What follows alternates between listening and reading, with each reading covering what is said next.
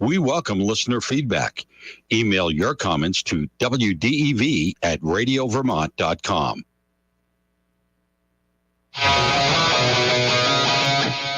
The energy. We walked around for 35 minutes just in the parking lot looking for this car.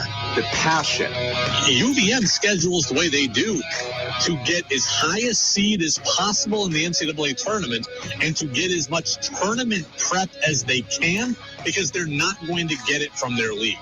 The opinions on all your favorite teams. The organization should be taking care of Matt rather than Matt taking care of the organization.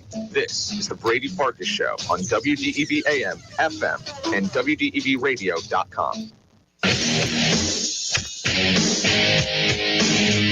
Oh, what is up, everybody? Brady Farkas Show back after an off day here on WDEV AM and FM and WDEVradio.com. It's full show Thursday. It's nearly full show every day now. With the Red Sox season ending, we're going to be on all 90 minutes most nights here on WDEV. Yeah, some Norwich hockey and some high school hoops we're pumped about, but most nights we're going to be on 5:30 until 7, and then following us will be Jazz with George Thomas. So very excited to have a full show today. You can get in, as always, on the Napa Morrisville, Napa Waterbury text line. That's 802-585-3026. It's your locally owned Napa stores in Waterbury and Morrisville. We got a rare two-guest show today. We were off yesterday, so a rare two-guest show today. One, Tom Caron, Red Sox insider at NESN. Usually with us on Wednesdays. Today he pushed to Thursday. He's actually live at Fenway Park. He was there earlier today for the Red Sox end-of-season presser. And then tonight at about 6:30, former All-Pro defensive back Glover Quinn is going to stop by the show. Played for the Lions. He's going to get us ready for Pat's Lions. We're going to do a lot of Red Sox kind of post-mortem today. We'll talk to Glover. That'll kind of kickstart us into our Patriots and Lions talk, and we'll take a lot of that into tomorrow as well. So you can get in on the text line. You can also watch the show on Facebook Live, YouTube Live, and on my Twitter account as well. 5, 4, 3, 2, 1. And here we go. The opening thoughts on the Brady Farkas Show were brought to you by Sticks and Stuff and by Swanton Lumber, Vermont's most complete locally owned home center with locations in Enosburg, Derby, Middlesex, St. Albans, and at Swanton Lumber. They're online at sticksandstuff.com. So, yeah, let's just start out, put a bow on the Red Sox season. Red Sox finished 78-84. They finished last in the American League East. They won't be playing baseball in the playoffs after getting to the ALCS and 2 wins from the World Series just a year ago. I'll say this just right off the bat. I know what their record says. I know what their positioning in the standings is. The Red Sox this year did not feel like a last-place team. I know that's not much comfort to you, me, or anyone else in Red Sox Nation, but the Red Sox really didn't feel like a last-place team. The last-place finish to me is a product of the Red Sox playing in the best division in baseball. Again, it's not comfort, it's not solace, and I'm not looking to make an excuse. It's just a fact to me. The Red Sox played the best division in baseball, and they finished last in that division. But you look around the game, the Red Sox won 78 games. That was 10 wins better than the next best last-place team. The Red Sox, to me, didn't feel like a last-place team. The Rockies won 68 games. The Royals won 65. The Reds won 62. The A's won 60. The Nationals won 55. Those are the other last-place teams in baseball. The Red Sox certainly don't feel like those teams. Again, it's not comfort. I get it. I want the Red Sox to be playing in these playoffs just as bad as you do. Just as bad as you do. And they're not. And that hurts. And that stinks. And there's a lot of reasons why. But you look around baseball, last place teams win 55 games, win 65 games. The Red Sox won 78. So they were last in their division, but they did not feel like a last-place team. In fact, 78 wins would have put them in third place in the AL Central and the AL West and the NL Central. So 78 wins in a lot of divisions puts you right in the middle and not in last. But all that said, given where you were a year ago, it was a very disappointing season. We all know that. A very disappointing season. I know it's popular for everyone to just rip Chaim Bloom. And I know that I've been staunch in defending him, and not everybody agrees with that. But to me, and look, there are things to criticize with Chaim Bloom and the organization. No matter how much I like him, there's always something to criticize. But really, for me, this just felt like a what could go wrong did go wrong kind of season. The injuries to this team were insane, and they proved impossible to overcome. Again, to some it sounds like an excuse. To me, it sounds like the truth. Look around baseball. Teams that had huge injuries, look at the White Sox. The White Sox might be the most disappointing team in baseball this year. Eloy Jimenez out for a lot of the year. Luis Robert out for a lot of the year. Lucas Giolito at the beginning. Michael Kopech was out. Lance Lynn was out at times. Tim Anderson's out a lot of the year. Yasmani Grandal was on the IL. I mean, teams that have huge injuries to huge pieces, they struggle. That's just the way it is. Chris Sale, gone for basically the year. Nathan Eovaldi, gone for a long stretch. Michael Wacha was on the injured list. Rich Hill was on the injured list. Brian Bayo, even when he came up, was on the injured list. You lost Garrett Whitlock for a big portion of the year. You lost Tanner Houck at the end of the year. Those are huge losses. And again, maybe the Red Sox shouldn't have put their faith in some of those guys and relied on them to stay healthy. And that I would agree. I would agree with that. But you take 4 of your 5 starters out of the rotation on any team, and the team's likely to struggle. You take Trevor Story. He only played 94 games, 94 of 162. You take what is anywhere between your first and, third best hitter, and you take him out of the lineup for 70 games. That's hard to replace. That is absolutely hard to replace. So again, I'm not looking for excuses, but this felt like a what could go wrong.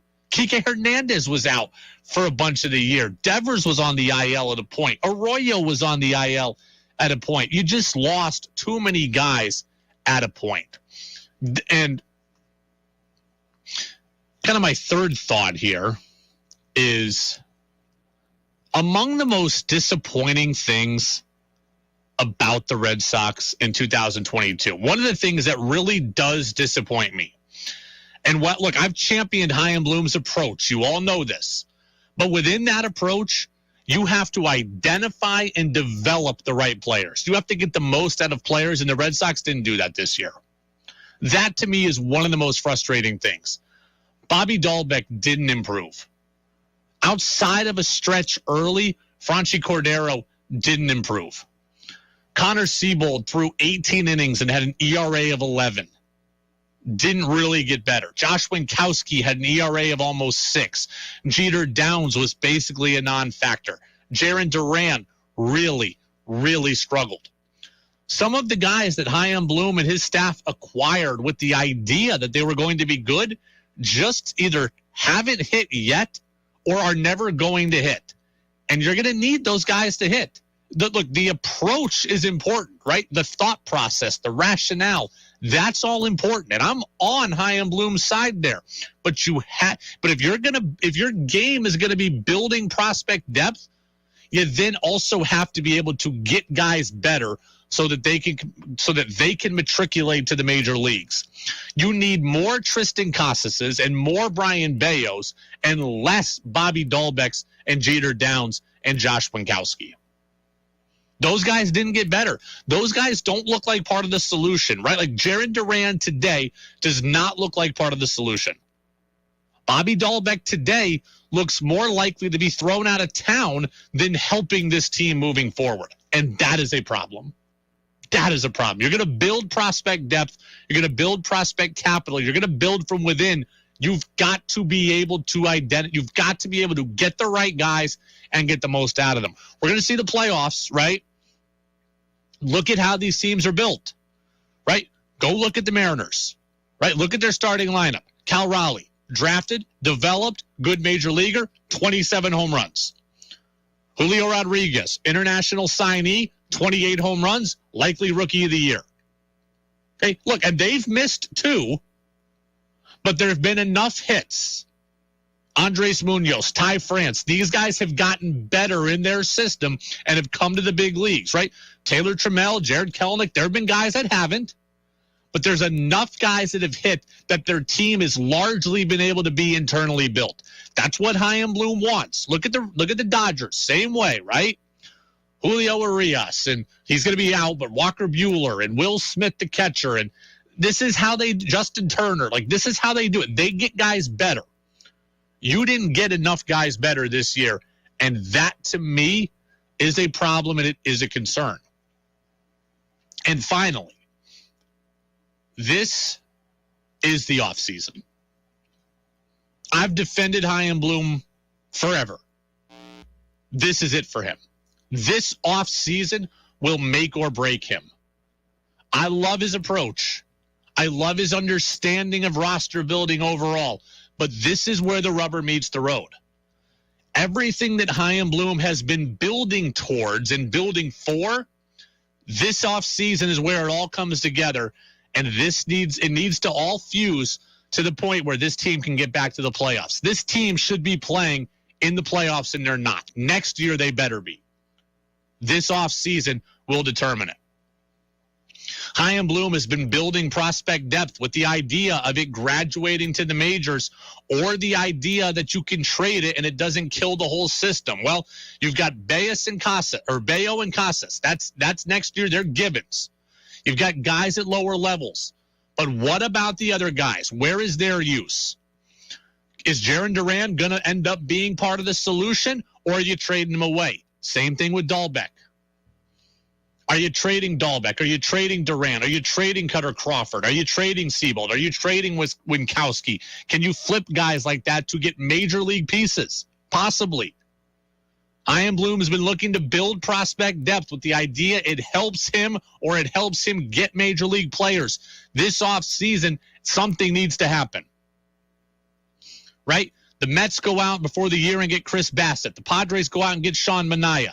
The Mariners go out and get Gino Suarez and Jesse Winker. These teams all made deals last offseason. The Red Sox need to be in that camp this year. They've got young players. They've got controllable pieces. They've got cheap players. And while Jarren Duran doesn't do anything for you, maybe Jarren Duran, cheap, affordable, and with a great trait, does something for a 62-win Reds team, or a 55-win Nationals team, or a 60-win cost-cutting A's team. There's always going to be buyers for guys with traits who are young and cheap, and the Red Sox have some of those guys. Chaim Bloom's been looking to build payroll flexibility. He's going to have that in spades. Xander Bogaerts might opt out. That would be money. J.D. Martinez gone. Nathan Eovaldi gone. That's money. Christian Vasquez gone. That's money. Right? There's a lot of money coming off the books for the Red Sox. So everything Chaim Bloom's been looking to do, he's got right now. Prospect capital, payroll flexibility, that's what he's looking for. That's what he's looking for. Waka, Hill, they're gone too, at least contractually. Yeah, they might be back, but they're gone too.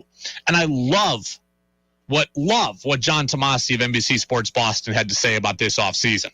And then the last thing, which I mentioned in the last block, you control the market. You have money. You do not have to wait until February. You do not have to wait to see who is left on the market. You get first crack at people. So please be aggressive. I agree with that wholeheartedly. The Red Sox don't need to wait for the market. The Red Sox can set the market. Carlos Rodon, who I want, they can get him early. Michael Conforto, they can get him early. Look, they can wait around for the Garrett Richards types and the Martin Perez's and the Michael Wakas, the fillers for the back end of the rotation. Those guys you can wait for. But if you want Rodon, if you want to make the trade for this year's Sean Manaea or this year's Chris Bassett, you can get them early. The Yankees are going to be preoccupied with Aaron Judge stuff for God knows how long. You can beat them to the punch, and you should beat them to the punch. Napa Morrisville, Napa Waterbury text line. Will in Plattsburgh says, all you said is true. The Sox just didn't play well at all this year. Too many lost series to bad teams and too much lack of consistency. Let's talk about the Red Sox more with a guy who's been at Fenway all year and a guy who's at Fenway right now. Tom Caron, our Red Sox and Bruins insider at NESN. Looking for the latest information on the Red Sox? Not only is David Ortiz a Hall of Famer, but he is one of the best of the best. How about the Bruins? Are they a Stanley Cup champion? Probably not as presently constructed, but they're a playoff team. And you've come to the right place. We talk now with NESN insider Tom Caron. Baseball isn't boring because there's still nothing like the communal gathering of fans at a baseball game. On the Brady Farkas Show on WDEV AM, FM, and WDEVradio.com. Yeah, Tom Caron, our Red Sox and Bruins insider at NESN with us now, talking all Sox. TC, season is over. How are you? Doing well, Brady. How you doing? Excellent. A lot of stuff to get to, right? The High and Bloom presser. You sat down with Alex Cora earlier today. Before we get into any of that, let's just go back to yesterday because it was fun to see the Red Sox win, but I thought the X stuff was great. The montages, X just raw emotion. He almost got you in the pregame show. You almost lost it, but you held it together. I thought yesterday was a really special day. I thought the Red Sox and NESN did it really well. Yeah, I did too. And you know, you're trying to just strike the right chord and get it right for him, right? As a TV network and a broadcast. That was our mandate yesterday. And I think we did that. I know I talked to him this morning on the way back into the ballpark, and because you always wondered the day after how he's gonna feel about it, right? Was it too much? Did he feel like he bared himself? Did we embarrass him? He was absolutely thrilled today talking about the way it all went down. And I think you're right. From even little things that you guys didn't get to see, like pregame, we took a picture that's been posted and stuff with the whole truck crew. I've never seen that many truck guys, men and women, coming together for anything except for maybe a free lunch at a game. But they all came together for Eck, and it was a beautiful picture. And we gave him a cake, and somebody came up with the idea. They gave him a new pair of shoes because his expression, the pair of shoes. So just, all of that leading up to the broadcast. Then he came on a pregame show, and that was, when I almost lost it. We got deep into our relationship. And then during the game, talking to Dave O'Brien, talking about the Red Sox. I was just talking to Alex Cora, as you said, and Cora had gone in before that half inning and told the guys working out down or taking cuts in the cage, I want everybody back in the dugout to come out and salute this man. And he didn't have to say it twice. Everybody came running out. And, for all the talk about things he said that may have upset players over the years, they were all there on the top step coming out on the field to wave up to him. It was a special day for a special guy. I mean, he's not just one of the best broadcasters I've ever heard. He's one of the best people I've ever known. And I think we got it right, and I couldn't be happier. What's your favorite Eck-ism? Yeah, branch work has always been my favorite one because it's just so perfect. The idea that, you're clinging in the tree and the branches are breaking under your feet. You're not that good and you're about to go crashing to earth. But if you can get through the next few minutes, you might be okay. And, he'll talk a lot about pitchers. This is branch work here. A couple of 107-mile-an-hour line drives right at somebody to get you out of an inning. That's the definition of branch work. So I've always enjoyed that one. Walk-off is maybe his oldest, right? Because he actually came up with it. And loves the fact that when he first talked about something being a walk-off piece, he was talking about the shame of walking off the mound because, of course, it was all about Eck. It was all about the pitcher. Now we celebrate walk-off pieces as home runs, but he kind of chuckles at that because, no, a walk-off was supposed to be the ultimate shameful, embarrassing moment, not a thing to celebrate. So I love the language because the whole vernacular, the whole dictionary is just out of a place, pure joy for the game. It's not contrived. He doesn't do it to get attention. He does it because he just loves talking about the game and he finds new ways to explain old things. Pair of shoes, 3-run Johnson. They're just all classic. We're certainly going to miss First time you said 3-run Johnson, I thought the FCC was going to come after us, but I guess that's just part of the accepted vernacular of baseball now. Tom Caron, Red Sox insider over at NESN with us here on the Brady Farkas Show on WDEV. Look, it was a lengthy end-of-season press conference. What was your biggest takeaway of what I'm sure there were many? I think the biggest takeaway is, I wasn't surprised that Chaim Bloom said signing or extending Xander Bogaerts was the number one priority. I was surprised that he came out and said the work begins right now.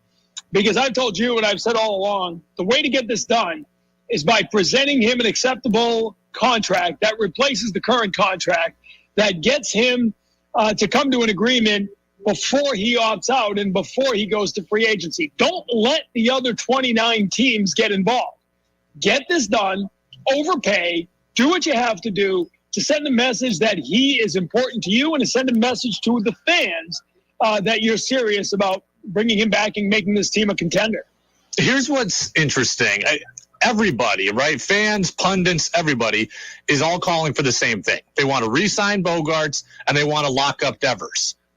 But my question is that enough for everybody? Because we've seen this team with Xander Bogaerts and Rafael Devers, and it's just finished in last place. Like, those two things do need to happen, but there needs to be so much more than that also in my estimation. Do you see it that way? Or is if they lock up Devers and Bogaerts, is that enough for people? Well, it's not enough because Waka and Evaldi and Hill are all free agents. I mean, they're 3 of your 4 starters here at the end of the year. And I threw that at Alex Cora in our conversation today. And, he said, well, if you were in a smaller market, he said, and I told you that we had a rotation of Nick Pivetta and Brian Baio and Garrett Whitlock and Tanner Houck and Paxton Crawford, or Cutter Crawford, rather. Sorry, Cutter Crawford. Would you, he said most places they would say, oh, that's a good rotation with a chance to do a lot. He goes, but in Boston, it's not enough. And it's not enough. He's right. It's not enough. So listen, Chris Sale's back. Who knows what you're going to get out of him health-wise, but if he's healthy, he's obviously really important. I like Brian Baio. I think Nick Pivetta is a serviceable 4 or 5. He ended up being a 1 or 2 this year, and that's not what he is. But you need at least one more starting pitcher, to me, in that mix. I'd love to bring back Waka. And beyond that, you probably need at least 2 relievers. So, if you want to talk about that, I mean, sure, you want to bring back Bogaerts and Devers and Waka and 2 relievers. Now, maybe that's enough. But Bogaerts and Devers, no, that's not enough because you need pitching. They were 12 or 14 games over 500 when they got 6 innings out of a starter this year. And 20 under if they didn't. So that just simply tells you they need better starting pitching. And, the left side of the infield isn't going to help that. I'm going to call for it until they sign somewhere else. I want Carlos Rodon as a big ticket item, and I want Michael Conforto as the pillow, prove-it, 1-year contract. Those are the guys that I want right off the top. That's not a bad call at all. I like Rodon. I know they like Rodon. He's somebody they've talked a lot about. You probably have to overpay him, but I think he's the kind of guy you can overpay for short years, right, because of where he is in his career. And I think that's the kind of deal that a Chaim Bloom would be interested in. I think years more than money scares this team off of some players. So yeah, that's a great place to start. I like that. Listen, they need better pitching. They need more home run power. Now, talking to Cora today, he believes a healthy Kike Hernandez is good for another 10 to 15 home runs, which is probably fair. You saw him finally in the last month of the season, I think, starting to square up the ball again and hit line drives. I think Verdugo needs to get more home run power out of his swing. I know at this place you can play doubles baseball and succeed, and they lead the league in doubles every year, it seems. But you need more pop. Cora brought up last weekend in Toronto, they get a couple of hits and a couple of walks, and they get a 2-0 lead. And then one swing of the bat, Teoscar Hernandez makes it 2-1 to lead off the next inning. And just like that, he's like, we got to scratch and claw and throw 7 guys to the plate to get 2 runs. They hit a 3-run home run, we're losing. So, yeah. You can talk all you want about you don't need power, but, man, power makes it a lot easier to win ball games. You are always, a swing away from getting back in a game when you have power.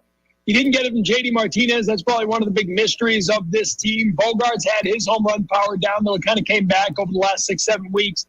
They need, whether it's adding someone to the outfield or just maybe a catcher. If you decided to upgrade there, though, I think they're ready to stick with McGuire and Wong to at least begin the season. I think they're good with that. Spend your money elsewhere. I can live with that. But even someone there is going to – now, maybe it's Casas. Maybe it's a whole season of Casas makes a difference, right? Because they didn't get it out of Dahlbeck at the beginning of the year. And, what did Casas end up with? 5 in 20-something games? So, that to me, those are the areas that the number one priority is signing Bogarts. Number 2 priority to me is fixing the rotation. And the number 3 priority is adding power to the lineup. Tom Caron, Red Sox insider over at NESN, with us here on the Brady Farkas Show. There's a lot of time to look forward. Let's look back. We don't know what's going to happen in the offseason, but it could have been it for J.D. Martinez, and it could have been it for Nathan Eovaldi, too, in the last couple of days. What did they mean to this organization over the last several years? I asked Alex Cora that this morning, and Cora said, that when you start with JD, you think about that championship run. His home run up over the monster seat in Game 1 of the playoffs kind of really got it started, and that's kind of where everything got going and triggered their run in 2018. And Eovaldi, in relief as a starter, and then that epic relief performance in the World Series at Los Angeles that really sort of allowed the bullpen to reset. The Dodgers won that game, but they blew out their bullpen to get there and were staggered for the rest of the series, where the Red Sox had a perfectly healthy bullpen because Eovaldi did what he did. So, there is a little bit of a feeling. We had a graphic yesterday kind of breaking up the band, a little bit of a feeling that, with Vasquez being part of that too, right? You trade away Vasquez, you're going to lose J.D. Martinez, you're going to lose Nathan Eovaldi, and who knows where Xander Bogaerts is. That's definitely, I don't want to say core 4 because that's a Yankee thing, but it's definitely an important core from that championship team that is now going off into the horizon. TC, we're going to continue to talk to you all off season. We'll talk with you about the Red Sox. We'll get some more Bruins conversation in here, as opening night is just less than a week away for the Bees. So we'll continue to talk with you, but I hope you take the next couple of days and get some sleep. That is the plan. It's going to be a relaxing few days here today to cover the press conference to wrap things up. But you won't see my face around Fenway Park or the NESN studios for a few weeks now. It's going to be a little bit of golf, going to watch a little college soccer, watch my son play, and probably get up to Vermont to get a couple IPAs in the rotation here before too long. So a little R&R here over the next few weeks. You kind of leave, when you do this, you leave October open for the playoffs. And if you don't make the playoffs, then it really does become a chance to just relax and do the things you don't get to do. So, yeah, I'll be talking to you each week, but where I'll come from is going to be a little bit of a mystery every Wednesday. Well, appreciate you being flexible and talking with us on a Thursday this week. We'll be back in our Wednesday time slot next week, and we'll do it in 6 days from now. Sounds good, Brady. Thank you. I appreciate it. I appreciate it as well. TC, from a loud Fenway Park today. Everybody wrapping up for the season. We will be talking to TC every week still, despite him not being on the TV near you for a while. Sometimes TC will come on live. Sometimes I'm sure he'll have to be pre-taped based on where he is. Sometimes he'll be on the podcast channel, but you'll hear plenty from Tom Caron. Peter in Williston says he's such a great listen. Thanks for having him each week. We are going to talk a little bit more in the 6 p.m. hour about the Dennis Eckersley stuff, but I really did think it was great. And I loved Eck. He's just so in love with the game. Just an infectious personality. So we'll talk about Eck in the next hour, and I really think NESN did a good job yesterday. And TC kind of echoed what I just said. It's a huge offseason.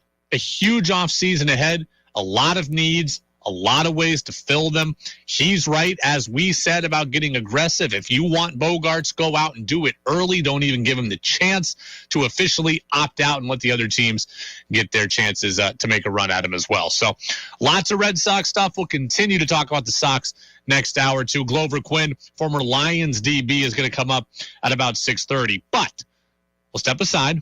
We'll get the national news update from CBS News. And then I'm looking for somebody who wants to do the Brady Farkas show in my place. Who's got the chops to do what I can do. I'll explain why I need someone's help. That's coming up next in the Brady Farkas Show on WDEV AM and FM. 96.1 WDEV FM Warren, 96.5 W243 AT Barrie, 98.3 W252 CU Montpelier, AM 550 WDEV Waterbury. This is CBS News on the Hour, presented by Liberty Mutual Insurance. I'm Linda Kenyon in Washington. President Biden taking a series of executive actions to ensure that no one goes to federal prison just for possessing marijuana. CBS's Stephen Portnoy. The White House says the pardons could help thousands of people who've had trouble seeking employment or housing as a result of their convictions for simple possession of marijuana. Aides say no one is currently in federal prison on that charge alone. The president has also sparked a review of marijuana's longtime placement on the list of Schedule I drugs, substances deemed so dangerous that they have no accepted medical use. Federal investigators believe they have enough evidence to charge Hunter Biden with tax crimes and a false statement related to a gun purchase. CBS's Catherine Herridge has more. Hunter Biden was able to pay some of that back taxes with the help of a friend. The reason that's important is that in tax law, just because you pay back tax doesn't really get you off the hook, so to speak. It's almost seen as an admission that you failed to pay the taxes in the first place. A U.S. attorney in Delaware will decide whether to prosecute.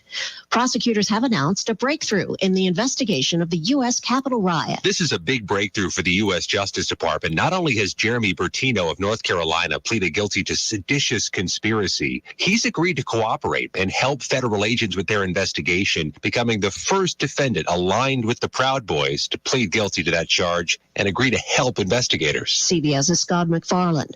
Georgia Republican Senate candidate Herschel Walker denies he paid for an abortion for a former girlfriend. The abortion thing is false. It's a lie. Walker says he's a pro-life family values candidate and opposes all abortions without exception.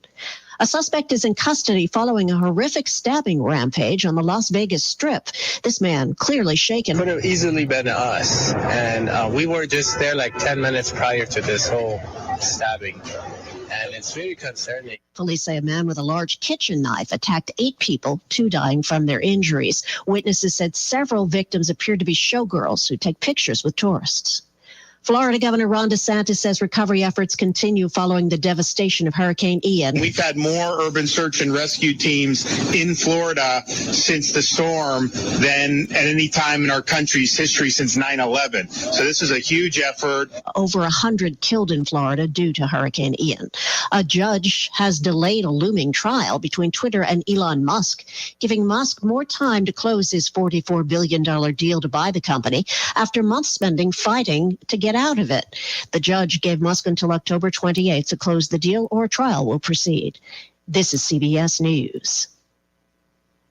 Liberty Mutual customizes your car and home insurance, so you only pay for what you need. Visit libertymutual.com to learn more. Vermont's fastest growing and most innovative companies will be at the Vermont Tech Jam, powered by 7 days on Saturday, October 22nd at Hula in Burlington. Looking for work? Evade the job board algorithms. At Vermont Tech Jam, meet recruiters and tech professionals face to face. Put on some real pants, step away from your remote desk, and step onto Hula's Lakeside Tech campus. Make connections with real, live human beings, and hand them your resume while you're at it. Want to be inspired? Come to the keynote presentation with John Abley, who built medical device firm Boston Scientific into a company worth billions. And Sarah Khalil, CEO of CoreMap, a Vermont startup using decades of research to change the way doctors treat a common heart condition. To register for Vermont Tech Jam, presented by Hula and Marvell on Saturday, October 22nd, visit techjamvt.com. If a salesman walked through your neighborhood and promised you a cheap kitchen renovation, would you buy it? Of course not. You would do your homework, shop around, and come to the realization that a low price isn't always all it's cracked up to be. The same is true for solar. Hi, I'm Tara from Green Mountain Solar. With so many solar options to choose from, we want to make sure that you're making the decision that's right for you. With solar, you get what you pay for. If that low payment sounds too good to be true, it probably is. At Green Mountain Solar, we don't do hard sales or pricing games.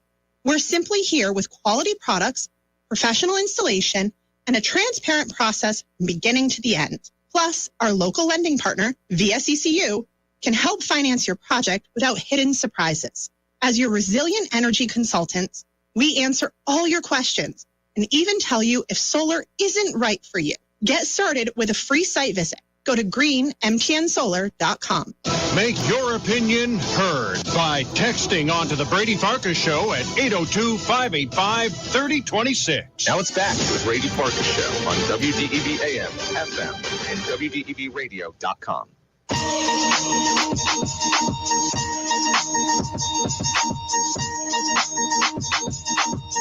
Welcome back in, Brady Farkas Show, right here on WDEV, AM and FM, and WDEVradio.com. Reminder to always subscribe to the Brady Farkas Show podcast channel, because here's what's going to happen. Now that baseball season is over, but we're getting into basketball season, we're getting into hockey season, we've got college sports, we're going to do a bunch of interviews, right?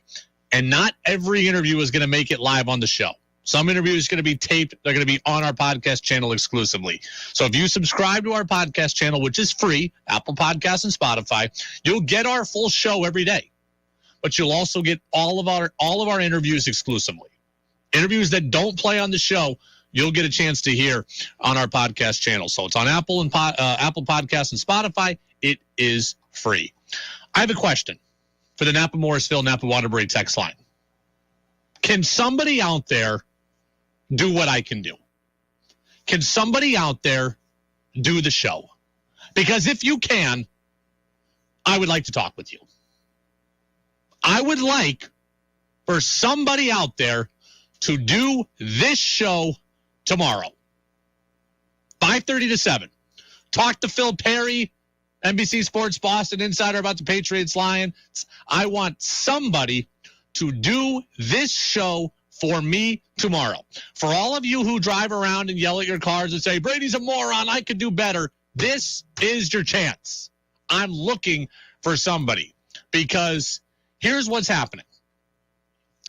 My Seattle Mariners made the playoffs for the first time in 20 years. Since 2001. I was 12 years old the last time the Mariners made the playoffs. Tomorrow, they will play their first playoff game since I was 12 years old. I am now 32.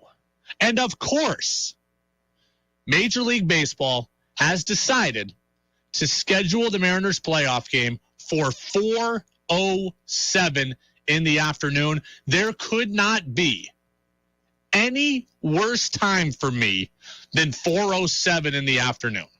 I've waited 20 years for this playoff game. I've sat through losing season after losing season. I've had my heart broken on the last day of the season multiple times. I've earned this. I have earned the right to watch this playoff game, and at 4:07, I cannot.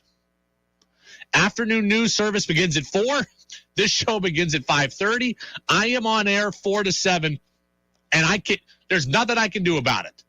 Like, this could not be worse timing for me. Play at noon, boom, watch the whole thing at the office.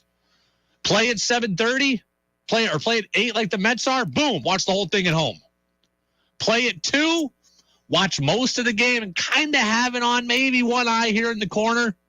No, 4 o'clock is the worst possible time. So here are my options, right? Here are the options. One of you, somebody out there, can do the show, whoever's got the chops for it. That's one. I don't think that's going to go over real well, but maybe, just maybe, we've got a star in our midst. 2, I can have the game on in the background, right? We have a TV here in the studio. I can have the game on in the background. I could have the game on in the corner. I promise you, that's not a good idea. It's just not, because I will be so wrapped up in the Mariners game that I wouldn't be present for the show or the news. Like, I can picture myself talking with Calvin at 4 o'clock on the afternoon news service, and Calvin's talking to me about governor's debates or whatever, and I'm just watching the game, wondering, like, internally yelling at the umpire and wondering why that was called a strike instead of a ball and not paying attention. So that's not going to go well. I can picture me, it's the 7th inning, and it's 5:45, and I'm talking with Phil Perry about Mac Jones's ankle, and I'm not even listening. So that's not a good idea. So I can't just have the game on in here soundless while also working. That's not going to work. I thought about playing hooky.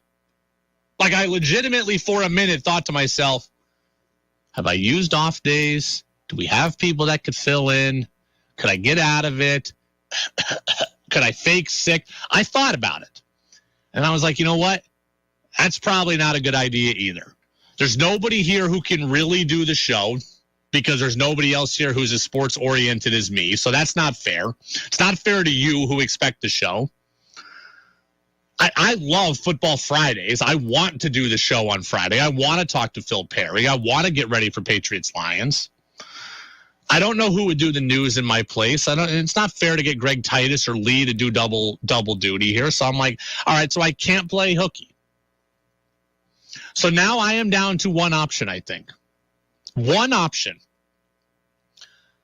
I am going to have to go old school. And I am going to have to tape a professional sporting event. I don't think people tape pro sporting events anymore because you can watch it live, you can stream it on your phone, you can watch it on your computer, you can check out the play-by-play on your phone, and even if you can't do all that, you can go and check Twitter and see who won afterwards. You can get real live updates. So people don't tape sports anymore. I'm going to have to throw it back to 1995, to 2002, and I'm going to have to tape this game, I believe. People used to tape games and watch them later because the internet wasn't there to give results. I'm going to have to go that route, I believe. But in order to do that, there's going to have to be an extensive plan. I'm going to tape the game, right? Like, I have the ability to stream the game and I can tape it. So I'm going to tape the game on my streaming service. And then at 4 o'clock, I am going to completely power down. My phone is going to be turned off. Bosses, don't call me. I won't answer. I'm not going to answer. So my phone will be completely off. No phone calls, no text messages, no MLB app updates, nothing. So once 4 o'clock hits tomorrow, my phone is off. Gone. Other room. Won't even be tempted to turn it on. Nobody call my phone tomorrow. Not going to answer. Then I'm going to abandon social media starting at 4 o'clock. No tweets, no Facebook, no nothing. I'm also not going to be checking social media during the show. So I really hope no important breaking news happens because I'm not going to see it. I'm just telling you right now, if the Patriots rule out Mac Jones tomorrow at 5:30, not going to know. Not going to know. I can't risk it. I cannot risk seeing the update to the game. I'm going to power down. I'm going to be in my little bubble. And I promise you, and I mean this with every power of my being, if any of you, and I mean any of you, spoil the results of the game or give updates to me on the Napa Morrisville, Napa Waterbury text line, I'm going to ban you for life from the text line. Okay? I'm taking myself off the grid. The only thing I'm going to leave open is the text line. And if somebody out there ruins it for me, you're going to be banned. I don't know that I have the ability to actually block you, but I'm never going to take your text again. We all need to be in this together. I could fake sick. I could force someone else in here to do double duty, but I'm not doing it. I'm showing up to do the show on Football Friday. I'm being a gamer. I'm putting the team first. But I've waited 20 years for this. I need you all out there to play ball with me and keep the secrets. Thank you. Thank you for your understanding. Thank you for everything. I need it. I've waited 20 damn years, 21 seasons, and we're finally here. Mariners playoff baseball. Please don't ruin it for me. I'm going to come. I'm going to come in to do the show. But I got to go old school like it's 1995. It's the Brady Farkas Show on WDEV, AM and FM, and WDEVradio.com. Dane in Rochester. Brady, you know Lee could do it, but I get your point. He does a lot. Yes, Lee could do the show. I said no one can really do what I do. I didn't mean that arrogantly. I just meant like, Lee has a lot on his plate. He doesn't really have time to do what I do. He's in here at like 3 a.m. He doesn't need to stay until 7 o'clock at night. Matt says Lee Cattell could do it. Again, Lee needs to, Lee's got enough of a day. He doesn't need to do this show for me just so I can watch baseball. Tex says, Peter says, I'd host for you tomorrow, Brady, but I'm booking out of town. You're going to be fine, and it's going to prove that you can compartmentalize and have a great show. We listeners promise not to say what happens in the Mariners game tomorrow. Please don't. I believe Peter. I'm going to do the same thing tomorrow and tell people again, do not spoil it. It reminds me, I don't know if any of you remember this, the very first episode of Seinfeld. Very first episode. I wish I had the clip. The pilot. Jerry is working. He tapes the Mets game, and then he comes home at like 1 a.m. to watch the Mets game on tape. And then Kramer walks in at 1 a.m. and says, the Mets really blew it tonight. And Jerry's just crushed. He goes, it's a tape. It's a tape. That's what I'm trying to avoid. Phil in Middlesex says, how about Corm? Not everybody wants to stick around here until 7 o'clock at night. And Corm knows a lot about sports, but I promise you if Corm did it, we'd be talking a lot about the Premier League. And I frankly don't know that there's a whole lot of interest in that. Corm would do the entire show on Everton and Newcastle United if he had his druthers about him. If he did the show, he'd do that. And I don't know that anybody needs that. I think me coming in and trying to avoid human contact for 3 hours is the way to go over Premier League updates, because that's what Corm would want to do. All right. It is the Brady Farkas Show. It is WDEV, AM and FM, and WDEVradio.com. Now that I've got that out of my system, we are going to get back to Dennis Eckersley in a moment, but I want to address something interesting that I saw on social media today. Chris Cotillo of Mass Live, he was at the same press conference for the Red Sox end-of-season presser that Tom Caron was at.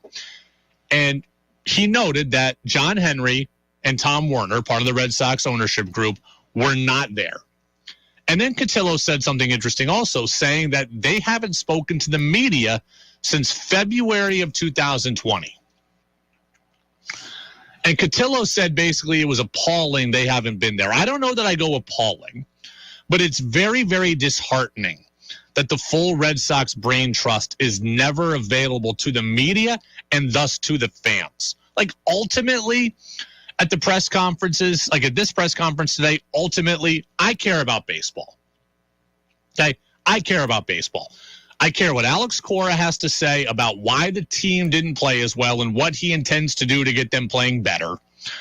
And then I ultimately care what Chaim Bloom has to say, right? Talk about rosters. Talk about moves. Talk about path. Ultimately, I care about baseball. So ultimately, Alex Cora and Chaim Bloom mean most to me. I don't always need the owners present. But at this end-of-season presser, once a year, the owners should be available, because ultimately, this was an organizational failure. It wasn't just Alex Cora. It wasn't just Chaim Bloom. It wasn't just Brian O'Halloran. It was everybody. And the ownership group is a part of that. And I believe that once a year, the ownership group should also be held accountable and should also get in front of the media and get in front of the fans. And the ownership group controls the money. In addition to being accountable, I want to hear about the money. I want to hear and feel that John Henry is invested, that John Henry cares about the organization, that they're going to give Chaim Bloom the tools that he needs to succeed and to get this team back to the playoffs. I want to hear that money is not an issue going forward, because Chaim Bloom can say, oh, money's no big deal. John Henry is the guy who makes money a big deal. I want to hear that's not going to stand in the Red Sox way. I don't need John Henry up there to talk to me about first base woes or two-strike hitting or the team's offensive approach. I don't need him there for that. But I want to know that he cares about the organization, because a lot of people think he only cares about his new toys, the Pittsburgh Penguins and Liverpool. I want to know that he cares about the Red Sox, and he's going to give them the tools they need to be successful. He should be there. I don't need him to be too present like Jerry Jones, but once a year, get out there and be accountable. You're going to be there if the Red Sox win the World Series. You're going to be accountable. You're going to be out front and center then. You're going to be on the duck boat waving. Get out there, too, in the hard time and just talk for an hour. Answer the questions. I'm not as disgusted by it as Chris Cotillo is, but I am annoyed by it. You should be there. Maybe twice a year. Spring training to start the year, end of season presser to end it. That's not too much to ask. It's an organizational failure, and you should be there. All right. Text here on 802-585-3026. Will says it sends a bad message to fans and the players. I agree about that. I didn't even mention the players. I agree with that, too. John Henry not being there, Tom Werner not being there, puts more onus on them. I think, of course, ultimately the players played. But did ownership set them up for success? Did ownership give Chaim Bloom the keys to take the team to the next level? Is ownership going to ratchet up the spending next year? Those are things that would deflect from the players. And if I were a player, I'd be annoyed. I stand at my locker every day and talk about what's gone wrong, and you can't stand up there once for an hour. That would annoy me, too, if I were a player. Matt in Bolton says, yeah, too much attention to soccer and the Penguins. And I think that's fair. You know, I don't know. I'm not gonna pretend that I know if John Henry's speaking at Penguins press conferences and not here. I don't know that. Maybe he's just as absent for them. But the perception is just that he cares more about his new guys, his new toys, than he does the Red Sox. So, let's see. If they were a playoff team, they would be out there. That's sad. Yeah, that's what we just said. That's what we just said. You're right. It is sad. I'm now getting more upset about it. I told you at the start I wasn't upset as Chris Cotillo is. I'm starting to get there the more we talk about it. Whoa. What did he say? They have an expensive but totally unimpressive receiving core, and they have at absolute best, at most charitable, the 9th best quarterback in their own conference. They really said that? Every damn thing is politics and race, and I'm losing my mind over it. It's time for Who's Saying What on the Brady Farkas Show on WDEV AM, FM, and WDEVradio.com. Who's Saying What is brought to you by Vermont Laser Wash. That's Central Vermont's home of unlimited car washes. It begins at just $20 a month. For a free car wash, the listener just needs to text the word Vermont to the number 30 and then 400. So again, unlimited, $20 a month. One free one, text the word Vermont to 30400. Yesterday was the end of an era. It was not just the end of the Red Sox season. It was the end of an era for Dennis Eckersley. 50 years in baseball, 20 years in the NESN broadcast booth. It's a great career on two fronts, and it's a well-deserved retirement. I loved listening to Eck. I loved listening to Dennis Eckersley. I really am going to miss him. You know, I don't remember Eck the player all that much. Dennis Eckersley had a 24-year career. I don't remember him that much as a player. Unfortunately, I remember the highlight that I see over and over again, Kirk Gibson off Eck in the 88 World Series. I remember him with the A's into the mid-90s. I remember him with the Red Sox at the very end of his career, but that's about as far as my memories go with Eck the player. So most of my experience is with Eck the broadcaster, and I just thought he was great on multiple fronts. Dennis Eckersley has such a passion for the game, and that came through every night on television. They could be playing in game 163 to get to the playoffs, and the Red Sox could be playing a last place team on a Monday night in front of 12,000. Eck loves baseball, and he can make anything sound interesting. And as a fan, I appreciate that. That came through every night, and it's part of the reason why he was so invested. It's part of the reason he was so emotional yesterday. I'm proud of what I give, it's just in me, and like I said, it's an outlet for me to be able to do this, but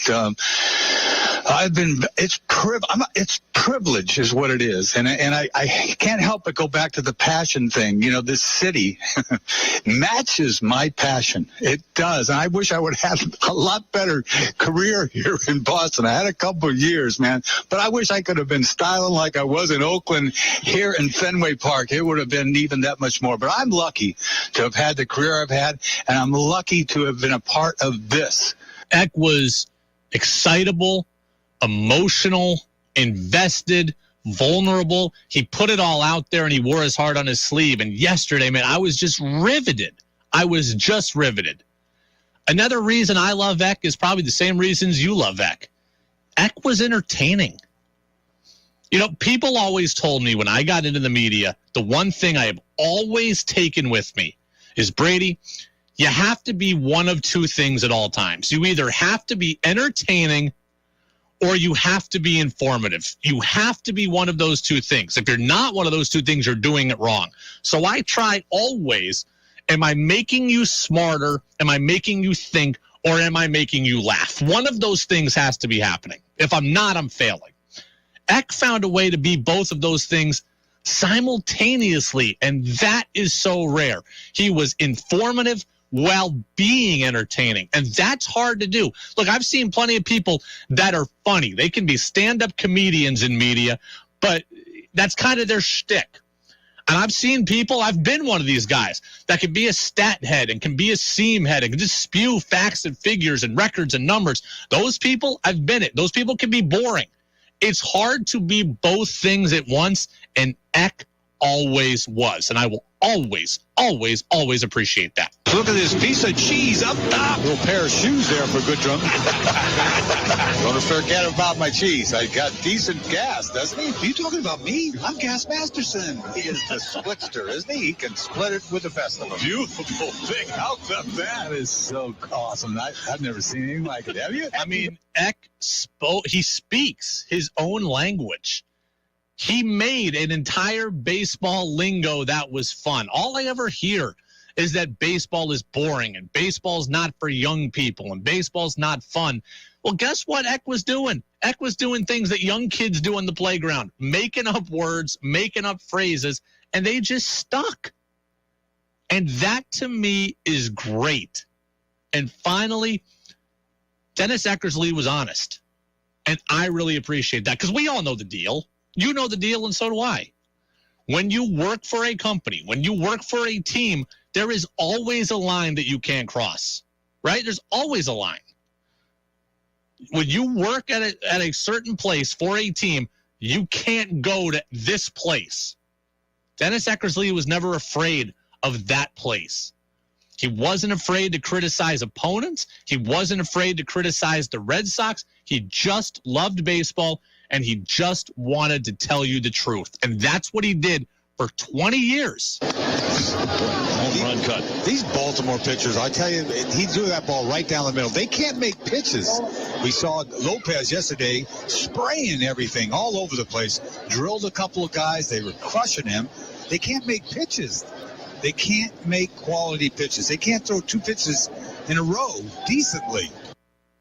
Yeah, you can't throw two pitches decently. Remember he called the Pirates a hodgepodge of nothingness earlier this year? I appreciated his emotions. I appreciated his honesty. I appreciated his entertainment. I appreciated his lingo. I mean, look, we got to hear him yesterday, a couple last Eckisms. Dave O'Brien calls the homer for J.D. Martinez, and we get to hear Eck a little more. Right center. That's way back there. That's way back there. That's gone. Oh. J.D. Martinez with a 3-run homer here on the last day of his Red Sox career, and he knocks one into the bullpen and touches them all. How about that? We've been talking about opposite field power all year long, the lack thereof, and he goes deep. 3-run Johnson, opposite way. My goodness, where has this been? He crushes this ball. 3-run Johnson. That's just Eck at his best. And I love lastly, what he said about his playing career this week. He said, I wish I had had more fun when I played. I think that rings true for a lot of people, right? When you're going through something, that means a lot to you, when you're going through something that has pressure, when you're going through something that is your livelihood, it's hard to enjoy it. And Eck told us, like, it's okay to enjoy it. I thought about that. Like, in my mind, I have the best job in the world, right? Come in, talk about sports, 90 minutes a day. I'd love it if this show were 3 hours so I could do it more. But come in, talk about sports every day, and do it with some of our great listeners. But it's a hard job. You know, booking guests, planning shows, finding sound bites, talking for 90 minutes straight. It's hard. And I sometimes think to myself, am I having as much fun as I should be? Because this is the candy aisle of the professional life, right? Like, I could be digging ditches somewhere, which I'm not capable of doing because I'm weak and not good at it. But anyways, I'm here. And Eck's telling you, no matter what you're doing, man, have fun at it. I love the honesty. Transparency, honesty, entertainment. Eck really is the best. I'm going to miss him. Between Jerry Remy and Eck, the NESN booth has lost two great people in the last calendar year here. So Tex says, I'm old enough to remember when Eck's career as a starter ended and his transformation into one of the best closers ever happened. He made it possible for other former starters to do the same, like John Smoltz. Look, Eck had, I want to say, 197 career wins and 290 career saves. He had two full careers, like 200 wins and 300 saves. That is insane. He had two full careers wrapped up in one. And I think a text says, at first I was like, what is this? Then it was like, I just love Eck. He brings me back to college and college baseball and what the kind of things that we would say. And somebody else says, Brady, have Kaya do your show for you. I don't think Kaya is going to do the show. I don't think that's going to happen. It is the Brady Farkas Show on WDEV, AM and FM, and WDEVradio.com. All right, Patriots and Lions coming up week 5. We're going to have the game for you, by the way, at 10 a.m. on Sunday with the pregame show, 1 p.m. with the kickoff. Both teams are 1-3. Former Lions defensive back Glover Quinn is going to stop by with us next here on DEV. Hey, it's Charlie Papillo. Join me on the next Travels with Charlie. Longtime reporter and dean of the Vermont Press Corps, Mike Donahue, drops in to talk about current events in the state of journalism across Vermont. Plus, Nicole Citro of Cole's Cookie Company with delicious new creations for us to try, and we'll have gift cards for you. Travels with Charlie brought to you by Casella Waste Systems, Jolly Convenience Stores, and Milne Travel. I'll see you in my travels Monday, October 10th at 1, right here on WDEV. Jameson Insurance is an independent agency serving the WDEV listening area that offers local service from local insurance professionals with national depth and resources. Whether it's home, auto, or business insurance, Jameson's seeks solutions to coverage and pricing questions for you from dozens of coverage sources. When you get a proposal from Jameson, you know that they've done their homework, and you have peace of mind. Reach out to them at JamesonINS.com. The fall foliage blowout sale is on at Lamoille Valley Chevy. Our goal here at Lamoille Valley Chevy is to finish off this incredible year strong by making deals. Right, Pat? You got that right, bro. Folks, right now at Lamoille Valley Chevy, our 7-acre lot is loaded with new Chevy Bolts, Blazers, Equinox, and several hard-to-find Silverado trucks. And many of these Silverado trucks have plows and dumps and are ready to go to work for you. And because business has been so strong, our inventory of clean, one-owner, late-model cars, trucks, and SUVs at Lamoille Valley Chevy is massive. And we are ready to do whatever it takes to sell them before the snow flies.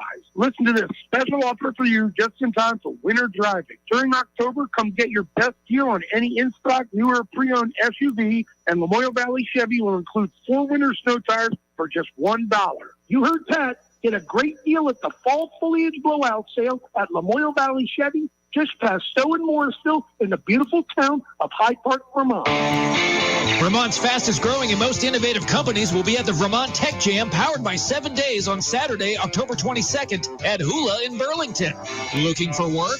Evade the job board algorithms. At Vermont Tech Jam, meet recruiters and tech professionals face to face. Put on some real pants, step away from your remote desk, and step onto Hula's Lakeside Tech campus. Make connections with real, live human beings, and hand them your resume while you're at it. Want to be inspired? Come to the keynote presentation with John Abley, who built medical device firm Boston Scientific into a company worth billions. And Sarah Khalil, CEO of CoreMap, a Vermont startup using decades of research to change the way doctors treat a common heart condition. To register for Vermont Tech Jam, presented by Hula and Marvell on Saturday, October 22nd, visit techjamvt.com. Rise and shine with WTEV Sunday mornings. Begin the day at 6 with Joel Nasman and 2 hours of classical music, followed by the Takeout with Major Gary. A casual discussion of politics, policy, and pop culture. Then it's Jane Pauley and CBS Sunday Morning with stories about the arts, music, nature, and entertainment. The morning concludes with Sunday Morning Swing Time, an hour of swing tunes. Join us Sunday mornings on WDEV AM and FM and streaming at WDEVradio.com. Want Brady to hear your opinion on the sports stories of the day? Text in at 802-585-3026. Now it's back to the Brady Farkas Show on WDEV AM, FM, and WDEVradio.com. Welcome back in, Brady Farkas Show, right here on WDEV AM and FM and WDEVradio.com. Reminder, Jazz with George Thomas comes up about 25 minutes from now, 7 o'clock until 9 o'clock. Then it's Eye on the World with John Batchelor. With the Red Sox done, we are transitioning our coverage on Sundays, at least, to Patriots football. We'll have most Pats games the rest of the year. Sunday at 1, they take on the Detroit Lions. Our coverage begins at 10 a.m. It's going to be it's a week where we're all watching the injury report. So ESPN is reporting that Lions running back DeAndre Swift likely out here. Amon-Ra St. Brown, their top receiver, also didn't practice. He didn't play last week. As for the Patriots, Mac Jones listed as a limited participant the last couple of days, moving very gingerly today. Yesterday, I thought the videos of him looked more encouraging. But, and then Brian Hoyer, this is kind of breaking news. Brian Hoyer put on injured reserve, so he's going to miss the next 4 games, I should say. So Hoyer's out the next 4 games. Earlier today, I had an opportunity before the Hoyer news broke to catch up with former Lions defensive back Glover Quinn. Glover Quinn spent a decade plus in the NFL, played for the Texans and the Lions. He led the league in interceptions 1 year. Pro Bowler, All-Pro, now a host of the Lions podcast on the Believe Podcast Network. We keep getting the Believe guys in, and they are always awesome. So, again, before the Hoyer news, I spoke with Glover Quinn. I just said, Glover, thanks for being with us. How are you? Doing great, man. How you doing? I'm doing well. Both of us are 1-3. I appreciate your time today. I got to say, I watched every snap of that Lions-Seahawks game. The Lions have to be the most entertaining 1-3 team in NFL history. I will have to agree with you on that. Those guys definitely entertaining. They got some guys that can score offensively, but then they provide the same entertainment defensively because the other guys, putting up points. I mean, you score 48, give up 48 points. I mean, anytime you can score 45 points without your 2 offensive stars, you think you're going to win that game. But then when you give up 48, you're like, wow. So very entertaining game, but just tough to watch from a fan perspective that, feel like the Lions should have won that game. What do you make of Dan Campbell? Because I really like him. I'm not out there. I really like him. I think a head coach who motivates you, who believes in you, who cares about you. It might sound corny. I actually really buy into it. Do players buy into that stuff? Yeah, I think so. I think the players love him. I think his personality is infectious in the team. I think they play based off his personality. He's tough, hard-nosed, gritty. I think they play that way. I think they're lacking certain playmakers and ability on the defensive side of the ball. I think there, some talent here and there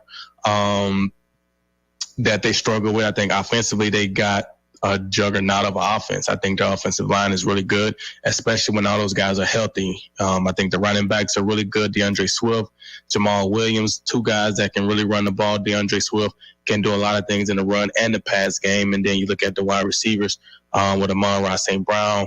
He's one of the top receivers in the league right now. And then TJ Hawkinson coming on off a big day last week, 8 catches for 100-plus yards.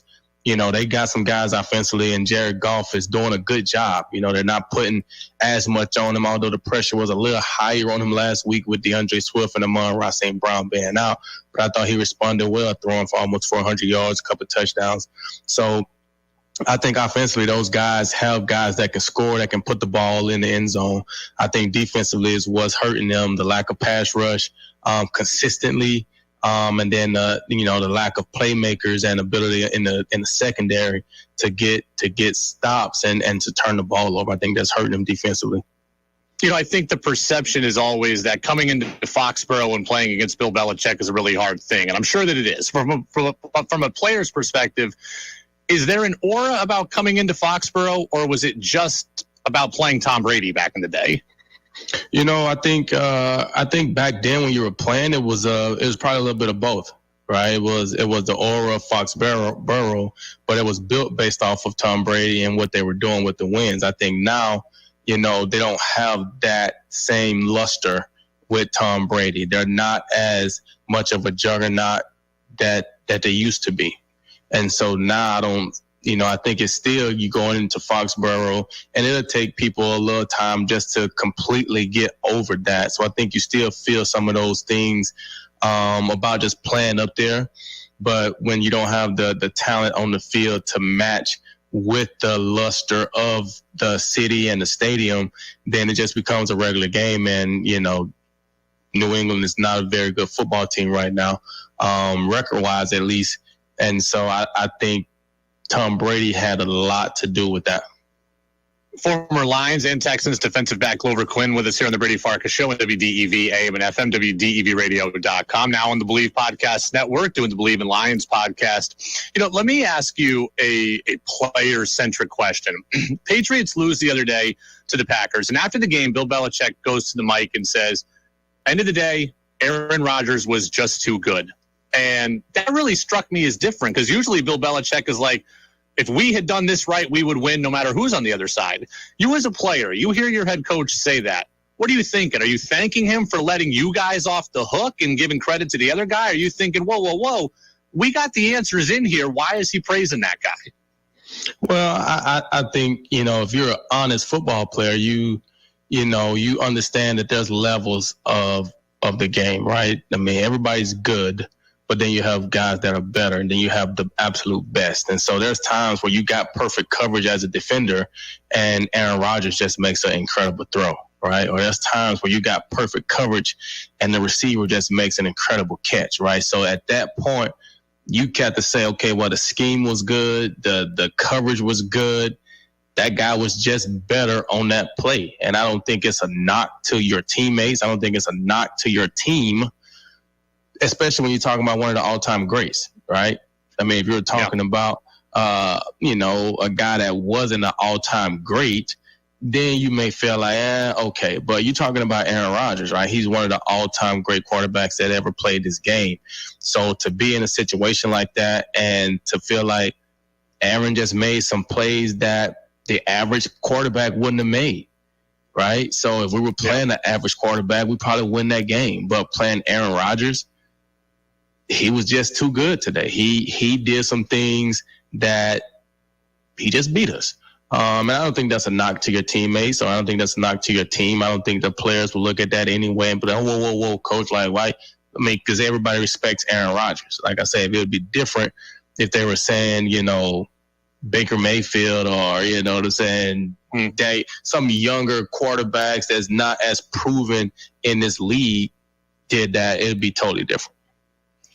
We don't know who's going to play quarterback for the Patriots, right? Mac Jones is going to try to play with the high ankle sprain. Bailey Zappi, the third stringer, was in and kind of filled in admirably. Brian Hoyer's got the concussion. We don't know when he's going to clear protocol. You on the other side, you in the defensive room for the Lions, what's going through your mind when you don't know who the quarterback's going to be? Well, I think they know. I think obviously they're going to prepare based off of, who the offensive coordinator is. Obviously, they're familiar with him from a defensive standpoint. I think, Matt Patricia, I think, is calling the offensive plays.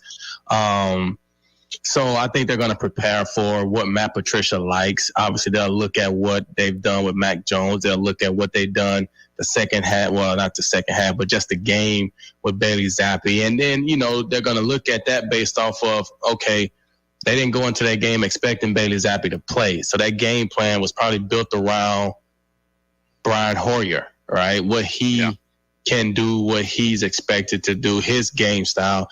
And then Bailey Zappi gets thrown in there. Now we got to kind of improvise, right? We got to kind of do some of the things that Bailey Zappi is comfortable with. So I'm sure when Zappi had to go into the game, they fight through that one possession, and then all of a sudden they come to the sideline, and coach is probably sitting down with him like, hey, what are some of the plays you feel comfortable running? What are some of the things that that, you know what I'm saying? Because when you're the third string guy, you're doing a lot of scout team. You're not getting a lot of reps with the starters, right? You're not getting any, if that.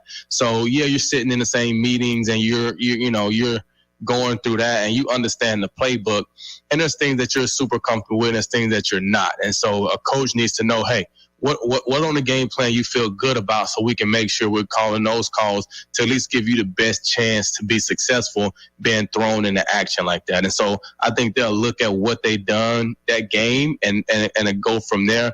But I think they're going to prepare for Bailey Zappi. I mean, I don't think they're going to go back to Brian Hoyer, especially coming off of concussion, especially with what's going on around the league with the concussion stuff. I think they're going to hold him out. Even if he's good, I think they'll hold him out just because he got knocked out with a concussion. And then Mac Jones, Mac Jones wasn't playing great when he was out there, right? Team is 1-3. They need a spark, and Bailey Zappi could have provided that for those guys, right? A lot of the guys talked about how he came in and, played well in the circumstances and gave them a chance to win that game on the road in Lambeau Field, and took it to overtime, right? So he came in and although he only threw the ball, 10 or 15 for, ran 100 yards, but his paws just being thrown in that moment and giving the team a chance to win. They may feel like, hey, man, with a week of practice and now being expected to go in and play, and you preparing to go in and play, you may be that spark that we need. Mac Jones, like I said, he wasn't playing great, in the first 2 games or 3 games that he did play in.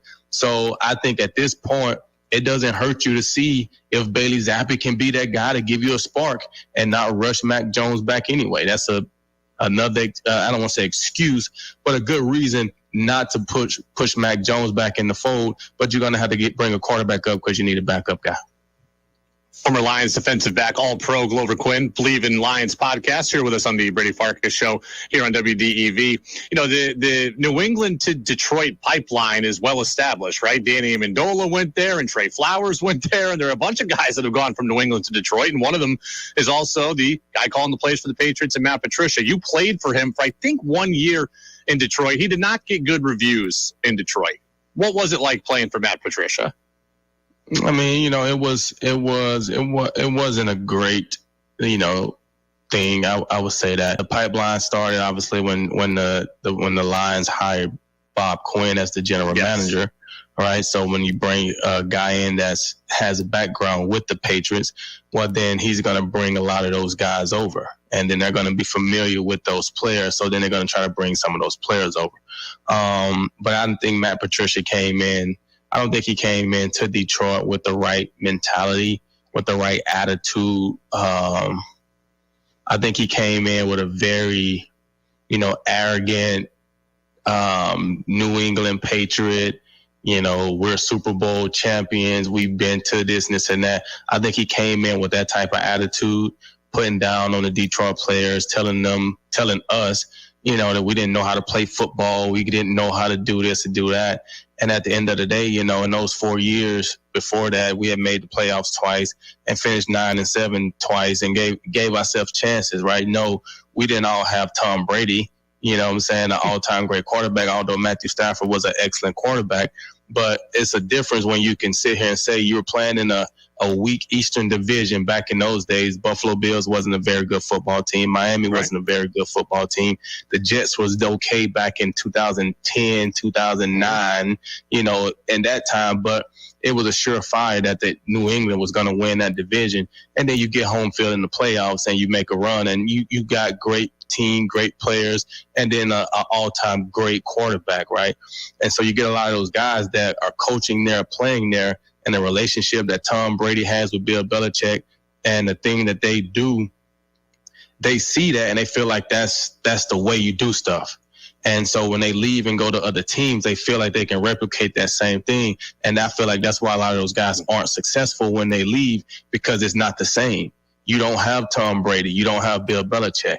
And the things that you can get away with in New England, because you're winning, because you're going to Super Bowls, you can't necessarily get away with that when you go other places, because you don't have that respect yet. And I don't think Coach Patricia came in and built that relationship with the players, with the quarterback, with the leaders before he started just downing everybody. But when you see Bill Belichick talk to Tom Brady like that, you feel like, oh, well, Bill talks like that to Tom all the time. Yeah, they've been playing together for 15 years, right? They got a relationship. They got money in the bank that they can talk to each other like that. You can't just come here and talk to Stafford like that. You don't have that relationship with Stafford. You don't have that relationship with the leaders on this team. You haven't won anything in Detroit. Nobody gives Matt Patricia credit for winning Super Bowls in New England. They give it to Bill Belichick and Tom Brady. You was just on the team, right? Yeah, you might have been a defensive coordinator, but everybody knows Bill Belichick runs things over there, right? So you come in and you feel like you're this guy, and it's like you got to come earn the respect of those players. You don't do that. You come in, you're talking down on all the top players, getting all the top players out of there. It just wasn't a good look, and it wasn't a good fit. Well, the Matt Patricia Bowl is this Sunday at 1. We're going to have it for you here on DEV. 1-3 Lions against the 1-3 Patriots. Glover Quinn, former Texans Lions defensive back, led the league in interceptions, and now the Believe in Lions podcast on the Believe Podcast Network. Glover, man, we appreciate the time and the insight. Be well, and we'll talk to you again down the road. All right, man. I appreciate you. Thank you guys for having me. Absolutely. That was earlier today. I spoke with Glover Quinn before the Brian Hoyer news came out. That was an answer there on Matt Patricia. Like, that was somebody who was in the room. That's a damning account of Matt Patricia, the head coach, right? Just coming in. We've always heard, right, the New England arrogance. They come in trying to be Bill Belichick. Yeah, but you come in, you clean house. You come in, you act like you run the place. You come in and you're clowning all the top players, tell them they don't know how to play football. That's a damning account of Matt Patricia, the head coach. And I, for one, really appreciated Glover Quinn's honesty. Like, he was great. The only thing I didn't agree with is when he was saying Mac didn't play great, Bailey Zappi could be the spark. Yeah, Mac's made some bad mental decisions. I still think I'd rather have Mac than Bailey Zappi. But beyond that, I just love the insight that Glover Quinn had. And that was one of my favorite interviews of this football season so far. I mean, just that was just no filter from Glover, right? The Matt Patricia stuff, that was as good a 3-minute rant as I've heard from a player on anything. And again, that's a guy who was in the room. It's a guy who was in the room, who saw Matt Patricia firsthand. And hopefully Matt Patricia, if he ever does get a second chance, becomes much more aware of how to do the job. And hopefully Bill Belichick has changed as well. And now that Tom Brady is gone also. So the full interview with Glover Quinn, available on our podcast channel already, because that interview was done earlier today. It's already up. Caron of NESN, Freddie Coleman of ESPN Radio. Despite not having the show, I spoke to Freddie yesterday, so that interview is online as well. Tomorrow, we got a full show again, all 90 minutes, right? That's our thing now, all 90 minutes. We'll do our 6-pack of NFL questions. We'll talk to Phil Perry from NBC Sports Boston. We may hear a little bit from Buster Olney tomorrow as well. So we are off and running with full shows now. I am pumped for it. I went way long with Glover, so I got to break a little bit early here for the show. But again, go download the podcast, Apple Podcasts and Spotify, all of our interviews.